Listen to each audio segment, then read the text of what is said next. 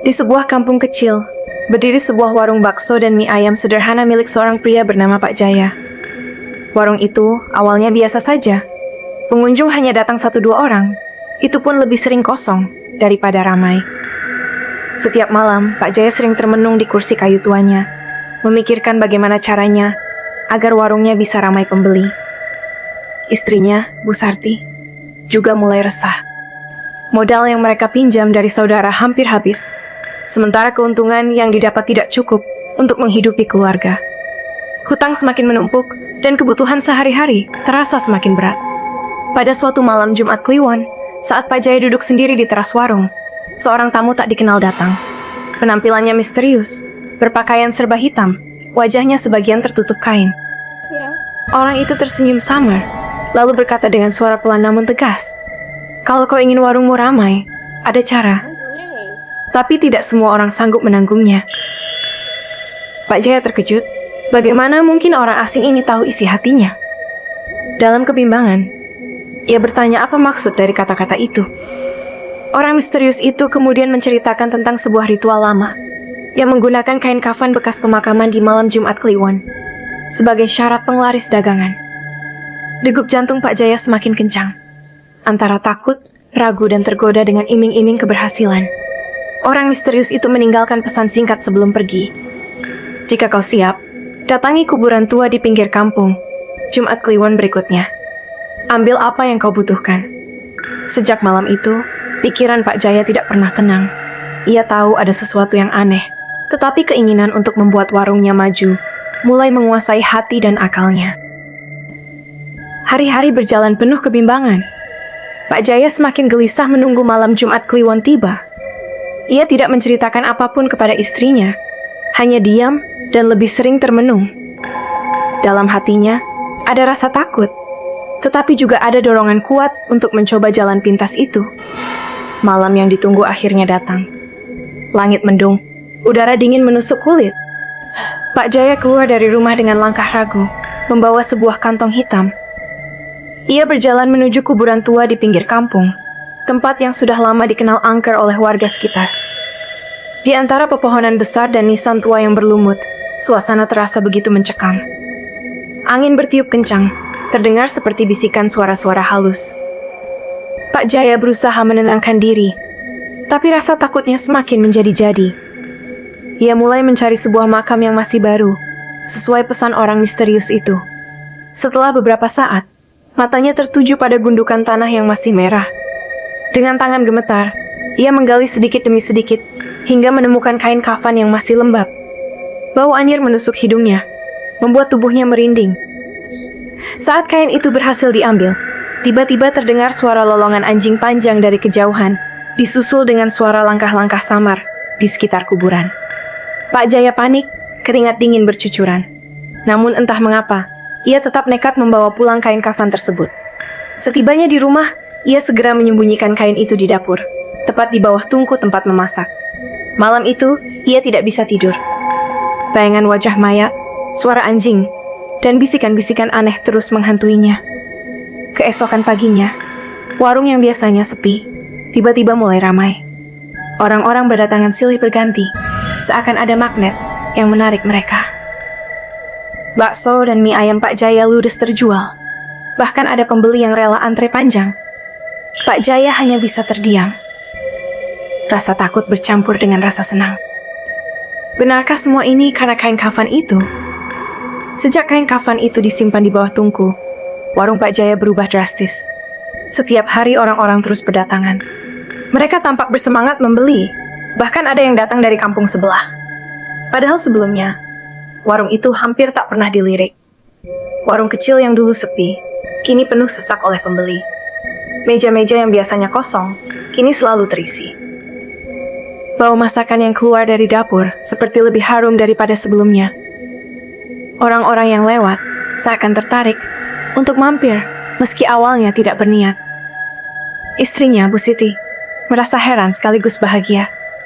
Ia tidak tahu apa yang sebenarnya terjadi. Baginya, ini adalah rezeki yang datang tiba-tiba. Namun, di balik senyum itu, Pak Jaya justru menyimpan rasa takut. Ia tahu betul apa yang menjadi pemicu semua ini.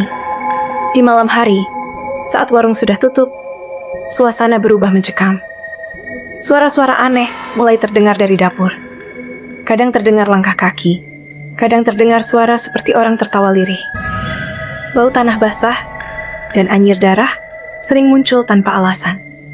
Pak Jaya tidak berani menceritakan hal ini kepada istrinya.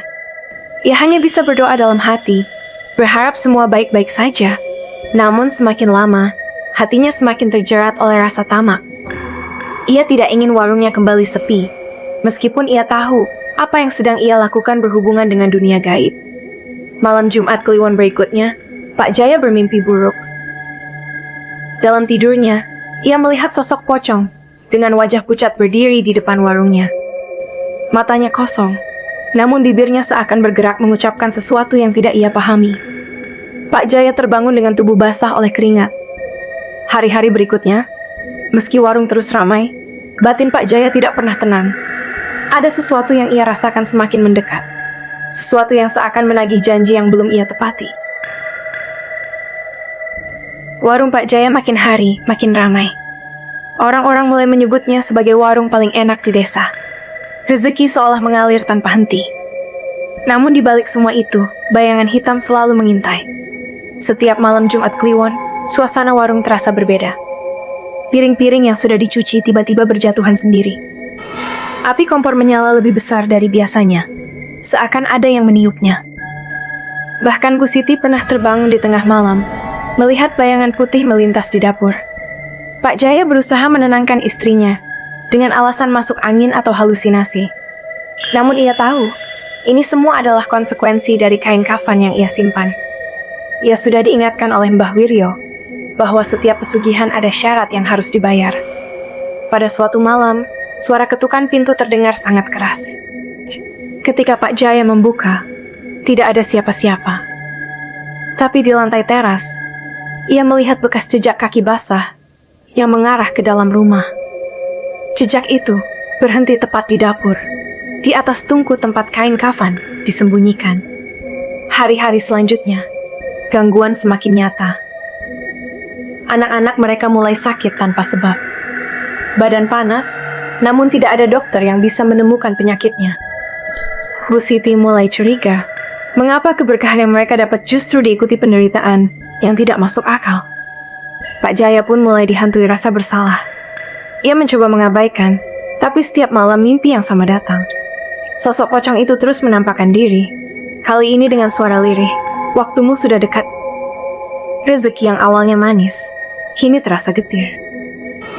Pak Jaya sadar, dunia gaib tidak pernah memberi sesuatu secara cuma-cuma. Ada harga yang harus dibayar, dan ia mulai merasakan bahwa waktunya semakin singkat. Malam itu, tepat Jumat Kliwon. Angin bertiup kencang, pohon bambu di belakang rumah berderak menakutkan. Warung Pak Jaya yang biasanya ramai, malam itu sepi, tak seorang pun datang. Hanya suara jangkrik dan lolongan anjing yang bersahutan di kejauhan. Pak Jaya duduk gelisah di ruang tengah. Bu Siti berusaha menenangkan dengan membaca doa pelan-pelan. Namun tiba-tiba lampu rumah berkedip-kedip lalu padam. Gelap gulita menyelimuti seisi rumah. Dari arah dapur terdengar suara piring pecah, disusul bau anyir seperti darah. Bu Siti menjerit, sementara Pak Jaya memberanikan diri menyalakan lampu minyak. Ketika cahaya temaram menerangi ruangan, sosok pocong itu berdiri di sudut dapur. Tubuhnya kaku, wajahnya pucat, dan kain kafan yang ia gunakan sudah compang-camping. Suara berat terdengar. Janji harus ditepati, darah pengganti harus dipersembahkan. Pak Jaya gemetar. Ia menyadari inilah saat yang ditakutkan. Ia berusaha bernegosiasi, memohon ampun, berjanji akan mengembalikan kain kafan ke kuburannya. Namun suara itu hanya semakin keras, menggema di seluruh rumah. Anak-anak mereka tiba-tiba menangis keras tanpa sebab, tubuhnya kejang-kejang. Bu Siti berteriak ketakutan, memeluk anak-anaknya sambil membaca doa. Tetapi suasana semakin mencekam. Pintu rumah terbuka dengan sendirinya, angin malam masuk membawa bau tanah kuburan. Dari luar, suara langkah-langkah berat terdengar, seperti banyak orang berjalan menuju rumah mereka. Bayangan hitam mulai memenuhi halaman. Pak Jaya sadar, malam ini bukan malam biasa.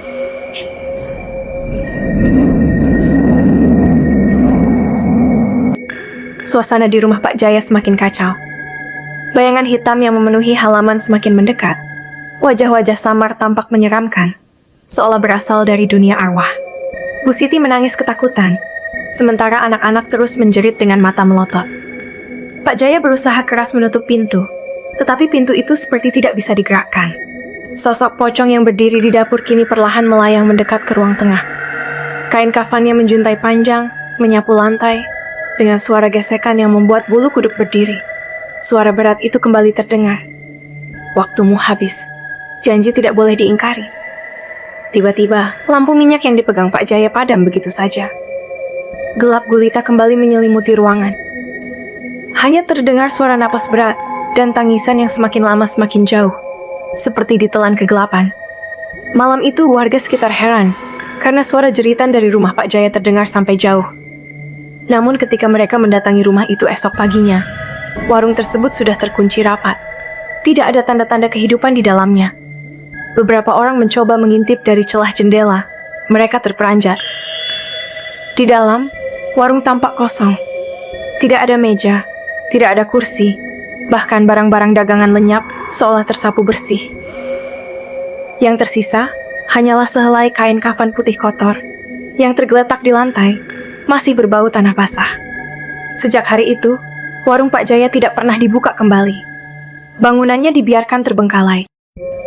Orang-orang yang lewat di depan warung itu sering mengaku mendengar suara tangisan di malam Jumat Kliwon. Dan sebagian dari mereka yang berani menoleh bersumpah pernah melihat sosok pocong berdiri di ambang pintu, seakan masih menunggu korban berikutnya.